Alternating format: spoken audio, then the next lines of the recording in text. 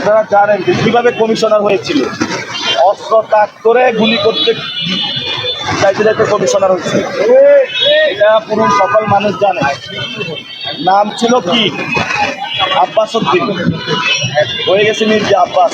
ভোটের মাধ্যমে আগামী 12 তারিখে আমরা আইয়ামে জাহিলিয়াত থেকে মুক্ত হতে চাই। ভোটের মাধ্যমে আমরা যারা মানুষের সাথে বেয়াদবি করছে, সন্ত্রাসী আচরণ করছে, আমরা তাদের থেকে মুক্ত হতে চাই এবং ওনাদেরকে বলবো যে নামাজ পড়বেন, নামাজ পড়ে মসজিদে একটু বসে থাকবেন এবং আল্লাহর কাছে একটু প্রার্থনা করবেন, তওবা আস্তাগফিরুল্লাহ করবেন। যা করেছেন যথেষ্ট হয়েছে।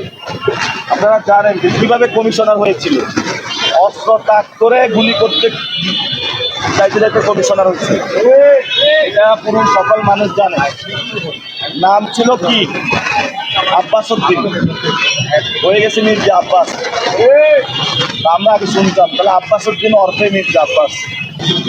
তারপরে আপনারা শুনেছেন যে পাকিস্তানের একজন গ্যাংস্টার আছে দাউদ ইব্রাহিম, তো ঢাকা 8-এ এই ধরনের দাউদ ইব্রাহিমরা চলে এসেছে।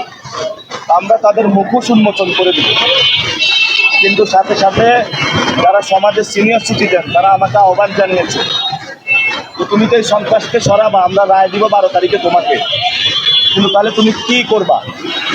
আমি আপনাদেরকে ইনশাল্লাহ আমরা ইশতেহার দিব, এখানে আমাদের শিক্ষা, স্বাস্থ্য যে অধিকারগুলো রয়েছে, ড্রেনেজ ব্যবস্থা রয়েছে এবং এখানে কাঁচা বাজারের সংকটগুলো রয়েছে, চাঁদাবাজি, সন্ত্রাস, শহীদ ওসমান হাদির বিচার, আমরা ইনশাল্লাহ এগুলো নিয়ে কাজ করব। তবে আমাদের 1 নম্বর এজেন্ডা ঢাকা 8-এ শহীদ ওসমান হাদির বিচার। 2 নম্বর হলো সন্ত্রাস, তারপরে মাদক মুক্ত, চাঁদাবাজ মুক্ত, দখলদারিত্ব মুক্ত একটি সমাজ গঠন।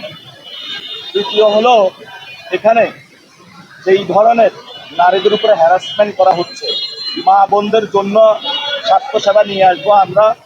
স্কুলে দখল বাণিজ্য বন্ধ করব, সকল স্কুল কলেজকে এই ব্যক্তি থেকে ইনশাল্লাহ আমরা মুক্তি দিব ইনশাআল্লাহ।